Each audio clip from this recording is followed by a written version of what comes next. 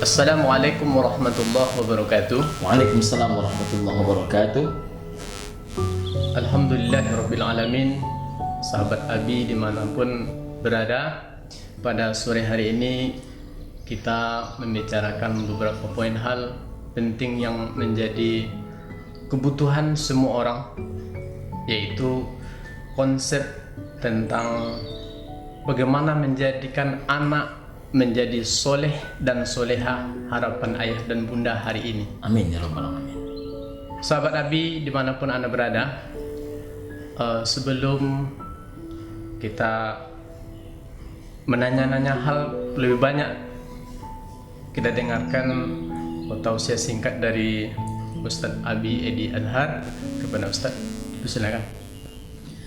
Bismillahirrahmanirrahim. Assalamualaikum warahmatullahi wabarakatuh.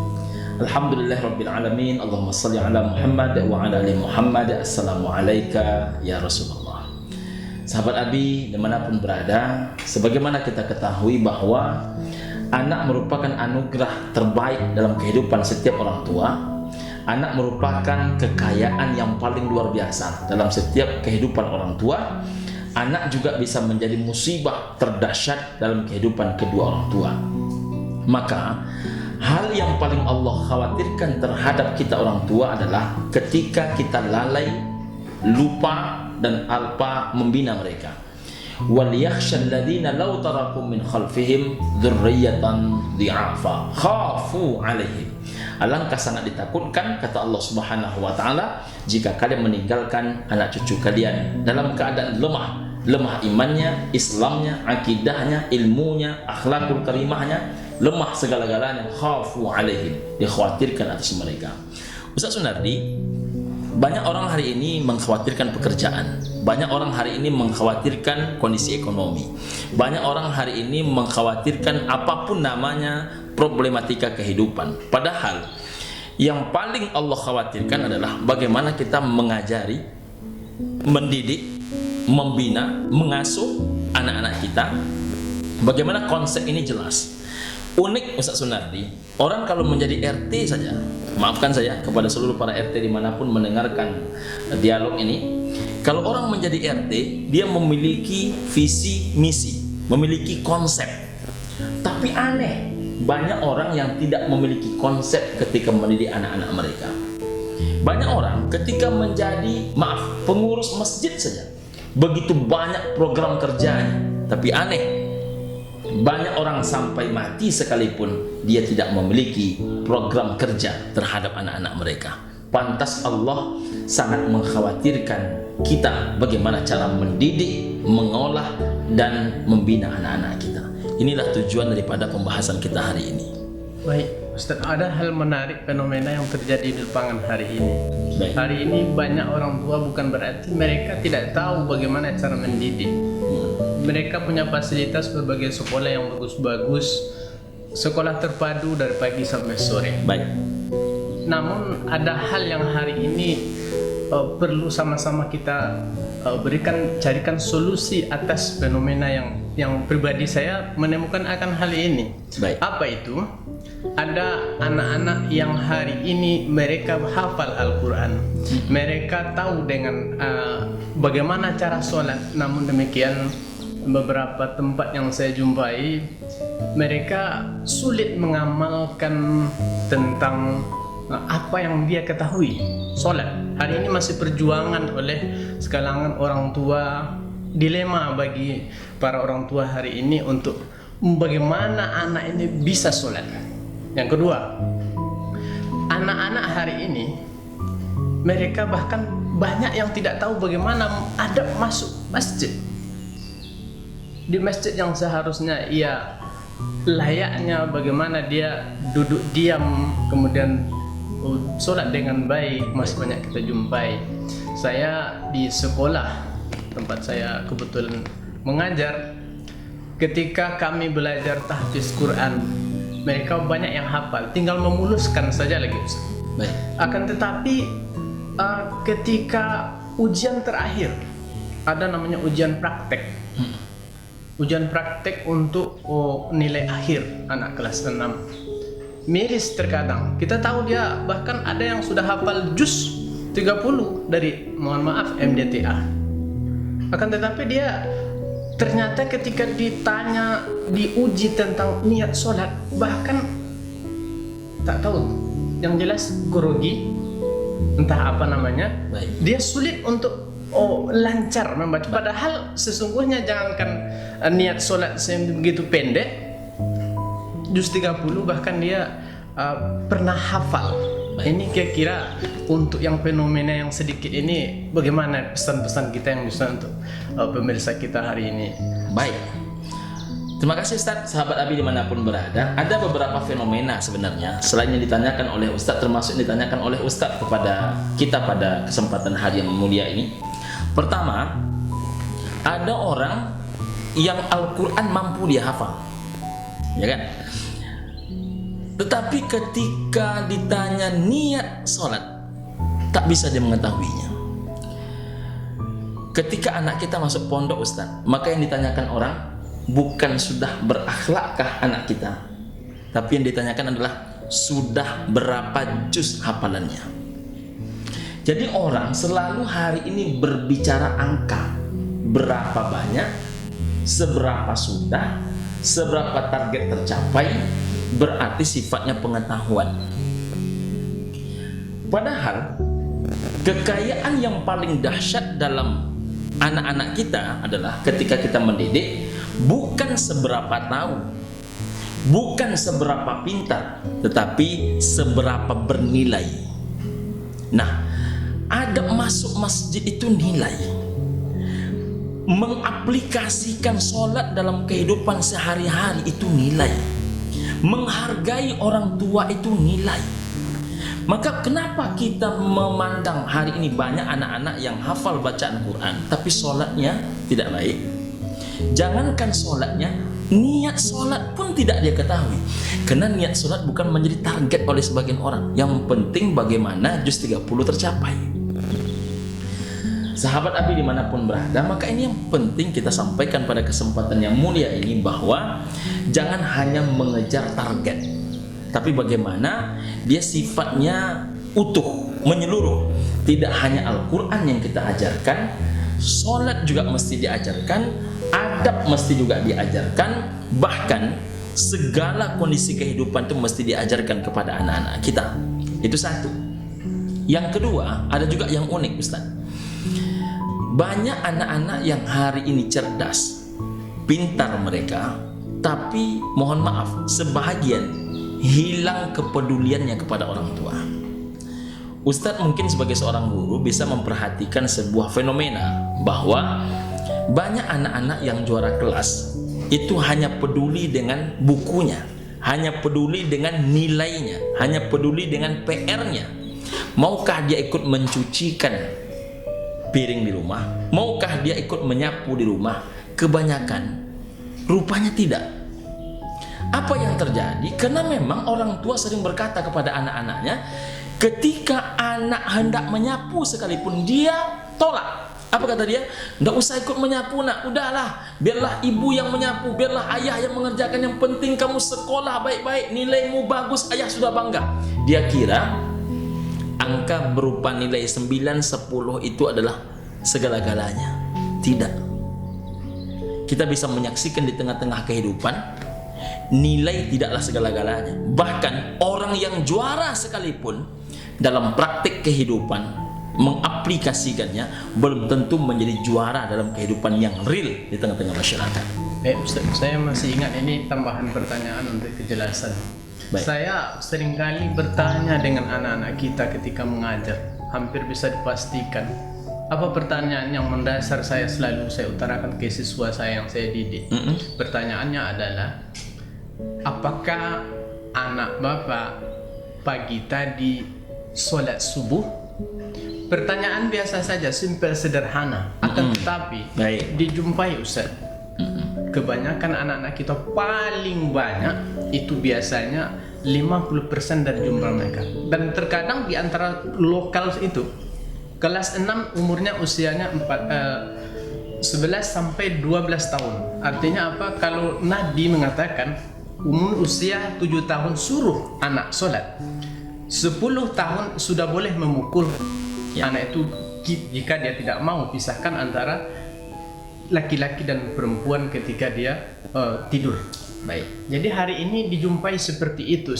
Padahal seperti yang kita katakan tadi, pertanyaan yang dari awal, bahwa mereka tahu, mereka paham, pernah membaca dan berpraktekkan. Ini untuk yang seperti ini bagaimana ya Ustaz? Baik Ustaz. Pertama kali yang ingin saya komentari adalah mengapa hari ini anak tidak sholat padahal sudah disuruh sholat. Kelemahan paling fatal orang tua hari ini sifatnya mendidik, memerintah, menyuruh, mengajar. Sifatnya semuanya dari mulut. Yang paling penting itu dua hal saja. Pertama adalah mencontohkan. Kalau orang tua sholat, maka mengajarkan, mendidikkan, membinakan sholat kepada anak-anak lebih mudah. Satu. Yang kedua, tidak jelas evaluasi dan tindak lanjutnya. Ketika seorang anak tidak sholat, maka besok subuh hukumannya apa kalau dia tidak sholat? Kalau subuh besok terlalu jauh. Kalau anak tidak sholat subuh hari ini, maka sanksinya apa? Artinya harus ada saat itu tegas ketiga itu ya Ustaz? Saat itu, coba Ustaz bayangkan, kita kalau anak di sekolah tak bikin PR, minimal dia tegak di depan, betul nggak? Betul. Padahal hanya PR tak dia buat.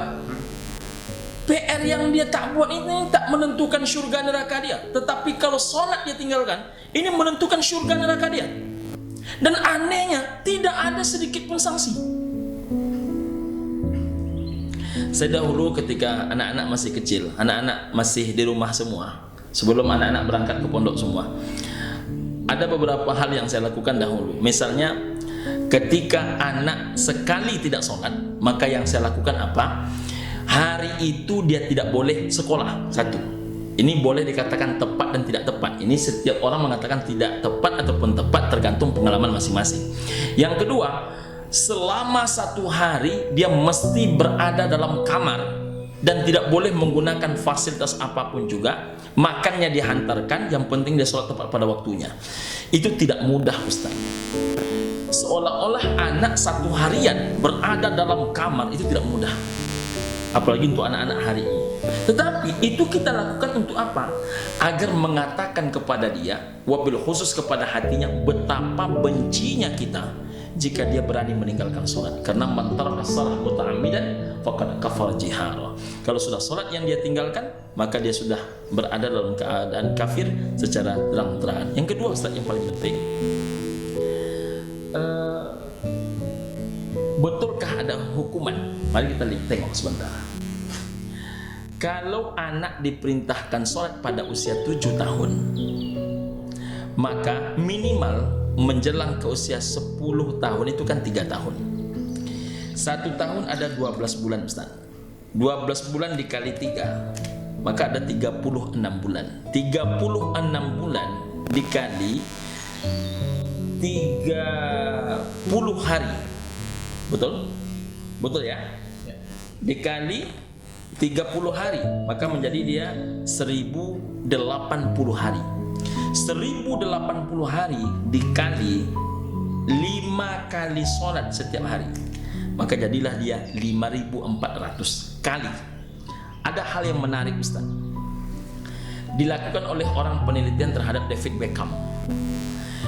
Gawangnya di sana, David Beckham menembakkan bola dari sini. Tetapi anehnya, bola tidak langsung ditendangkan ke gawang. Dia tembakkan dahulu ke sana, tapi tiba-tiba bola itu memutar ke arah gawang. Ini yang kita kenal dengan istilah tendangan pisang. Lalu diteliti orang, berapa lama rupanya seorang David Beckham mampu menghasilkan sebuah tendangan ahli, namanya tendangan pisang. Rupanya diteliti 5400 kali tendangan. Jadi artinya, kalau anak diperintahkan sholat dari sejak usia 7 tahun dan tidak pernah berhenti dia sholat sampai usia menjelang 10 tahun, maka pas usianya 10 tahun, anak tidak perlu disuruh sholat, karena dia akan bisa sholat sendiri tanpa disuruh, karena otomatis. Dan ibarat tendangan tadi, ditembakkan pun ke kanan, dia akan membelok ke arah gawang. Begitulah anak jika dibinanya dari awal. Jadi intinya adalah bahwa orang tua, seperti kata-kata orang tua kita terdahulu, kalau kita hendak memandikan kuda, maka tuannya yang punya pemilik kuda terlebih dahulu yang terjun, barulah itu kudanya bisa mandi, Ustaz ya. Baik. Jadi di tengah-tengah pandemi sekarang, Ustaz, kalau dulu bolehlah kita mengatakan bahwa tanggung jawab pendidikan anak barangkali boleh hampir 100% diserahkan oleh orang tua kepada guru. Baik. Kepada di sekolah. Jadi untuk yang terupdate fenomena yang terkini adalah siswa masih dalam keadaan libur 3 bulan yang lalu sampai hari ini, tidak sedikit orang tua hari ini mengeluh akan beradaan suasana seperti ini sekarang. Jadi kira-kira tips agar anak secara kesimpulan, Ustaz, bagaimana menjadikan anak ini di tengah pandemi ini kira-kira yang paling mantap, paling jitu untuk selaku kita menjadi orang tua. Baik. Pendidikan kita, arahan kita, bimbingan kita terhadap anak. Karena orang tua lah yang hari ini mengambil alih yang selama ini diambil oleh pihak sekolah. Baik. Jangankan menitipkan orang tua kepada orang lain, jangankan menitipkan anak kepada guru, menitipkan anak hanya kepada istri pun tak boleh. Karena ada hal yang unik dalam mendidik ini, Ustaz. Dalam hal yang sifatnya kognitif, anak lebih mudah dibina oleh ibunya. Jadi kalau anak kita cerdas, pintar, juara, maka pujilah ibunya. Jika anak kita itu, mohon maaf, ranking 37 dari 25 orang, Yang salah ayahnya. lebih enak, maka yang salah adalah ibunya. Tapi dalam hal mendidikkan karakter, dalam hal mendidikkan adab, mendidikkan akhlakul karimah, itu yang paling hebat adalah ayahnya. Maka kalau anak kita beradab, anak kita disiplin, anak kita jujur, anak kita saleh, anak kita rajin, maka pujilah ayahnya. Jika seandainya anak kita itu, mohon maaf, berjudi, minum minuman keras, narkoba, maka yang paling pantas disalahkan adalah ayahnya. Coba saya tanya sama Ustaz, yang paling banyak sekarang persoalan anak ini tidak pintar apa tidak berakhlak? Tidak berakhlak. Tidak berakhlak. Pertanda apa? Banyak ayah yang hari ini tidak peduli dalam pendidikan anak-anak mereka. Antum boleh cek Al-Quran, rata-rata dalam penanaman akidah dan akhlak selalu diawali oleh Allah dengan nama seorang ayah. Termasuk ayah itu bernama Luqman, termasuk ayah itu bernama Yakub, lain sebagainya. Selalu diawali nama ayah, bukan diawali nama ibu. Walaupun al-ummu al-madrasatul ula, ibu adalah sekolah pertama buat anak-anaknya, namun yang menanamkan itu, sejarah dibuktikan oleh Allah Ta'ala, selalu diawali dengan kata-kata nama ayah. Contohnya wa idz qala Luqman, lain sebagainya. Seandainya lah setiap ayah memahami ini, maka mereka akan berlomba dengan istrinya untuk mendidik anak-anak ini menjadi anak-anak yang saleh dan salehah. Mudah-mudahan anak-anak kita, Ustaz, akan menjadi anak-anak yang saleh, anak-anak yang salehah, wabil khusus dimanapun anak-anak itu berada, baik anak kita yang menyampaikan materi maupun anak kawan-kawan kita, sahabat kita, dan seluruh jamaah sahabat Abi dimanapun berada, insya Allah. Terima kasih, Ustaz. Terima kasih banyak, Ustaz. Demikian bincang-bincang sore kita pada sore hari ini dengan Baik. Ustaz Haji Edi Azhar MPDI. Mudah-mudahan bermanfaat saudaraku sekalian yang menyimak pembicaraan kami, bermanfaat untuk kita semua. Amin. Kita sebagai selaku orang tua punya tanggung jawab dunia akhirat untuk anak generasi kita. Demikian, billahi taufiq wa hidayah. Wassalamualaikum warahmatullahi wabarakatuh.